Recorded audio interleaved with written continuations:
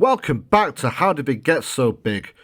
I'm Don Huddersfield, and today we're going to take a big look at one of the most recognisable names in British pub culture, a chain that's somehow cheap, historic, chaotic, beloved, hated, and absolutely everywhere across towns and cities across the UK.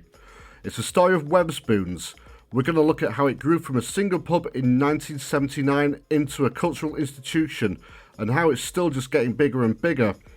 Wetherspoons began in 1979 when a young Tim Martin, who's still the owner, opened his first pub in Muswell Hill in London. It took its name from a mix of J.D. Hogg from the Dukes of Hazzard and one of his old teachers called Mr. Wetherspoon, who couldn't control his classroom. Martin has joked that his first pub felt exactly the same. From day one, Tim Martin was a big character. Charismatic, stubborn, and unafraid to do things differently. He's always been divisive, but he's also the reason the chain is as big as it is today. One of the most iconic things about Wetherspoons is where they choose to open. They don't tend to build new pubs, they convert historic and disused buildings a lot instead. That means there's a lot of old banks, Victorian theatres, post offices, chapels, cinemas, and even a former swimming pool that have turned into a Wetherspoons over the years.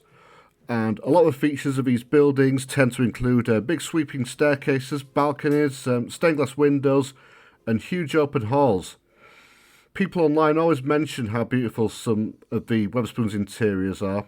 This strategy is popular because it preserves local history and makes sure every pub has its unique identity, and it can be a lot cheaper than building new sites too. It's one of the many reasons so many people feel oddly attached to their local Wetherspoons.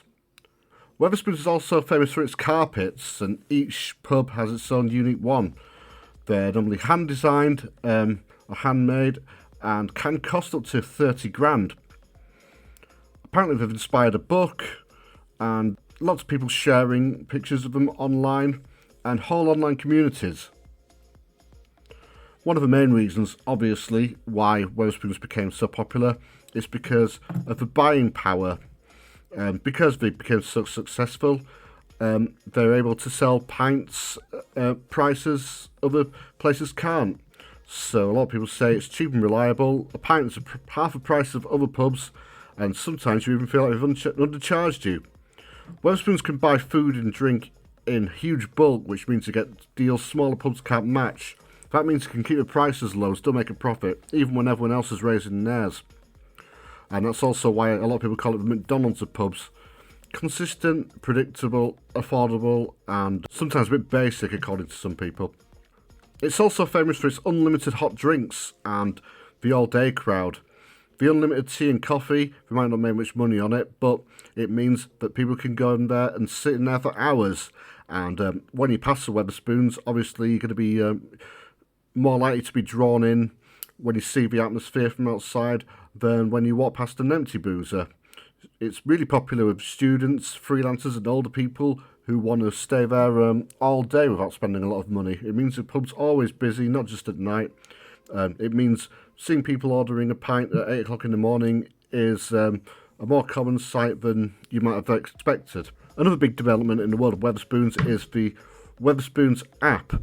Now, I don't know if the staff like this that much because, I've had a few funny looks from the staff when I've participated in this game, but the Wetherspoons game is a Facebook phenomenon where you can tell random people you've never met before which Wetherspoons you're in and what table you sat at, and they'll send you stuff. The Wetherspoons app's really popular because you can order from your table, you don't have to queue, and you don't have to actually even speak to anyone, and it's ideal for big groups.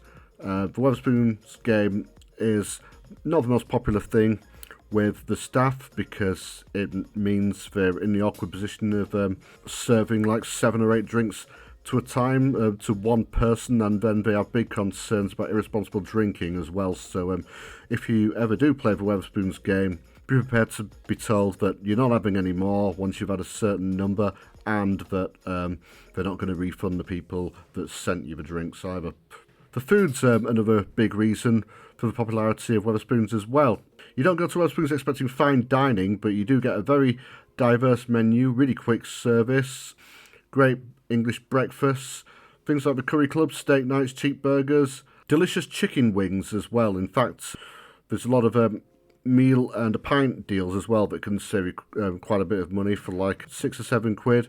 You can get a decent plate of food and a pint of even premium beer like Stella. The atmosphere is another big draw as well. People are divided on this. Some people say it's cheap and cheerful, you know where you are with Spoons.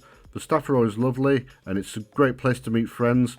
But others have criticised it for having sticky carpets and sticky menus, being full of tipsy day drinkers and serving microwave food and average beer. Whatever the case, Wetherspoons isn't going anywhere. It's just got bigger and bigger over the past 2 decades.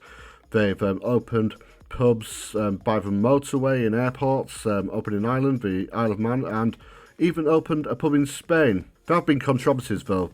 There's a discrimination case about 10 years ago, criticism over decisions that they made during the pandemic, debates around the way they treat the staff, and a lot of Remainers don't like Tim Martin's pro-Brexit stance. He's a divisive figure. Some admire the way he's direct, other people can't stand him, but there's no denying that he's central to the identity of the brand. The chain keeps expanding. It did report a loss during the pandemic, but it bounced back with new pubs, new refurbishments, and new long-term expansion plans. So, why did Wetherspoons get so big? Let's think about all the different factors. Cheap prices, huge buying power, historic buildings, unlimited hot drinks, a fun app, simple but filling food, a unique atmosphere, a charismatic founder, and a sense of dependability. Wetherspoons goes from strength to strength. It might not be perfect or glamorous, but it's always there, and it looks like it's just going to get bigger and bigger in future years. If you enjoyed this deep dive into Wetherspoons, stick around because there's much more to come.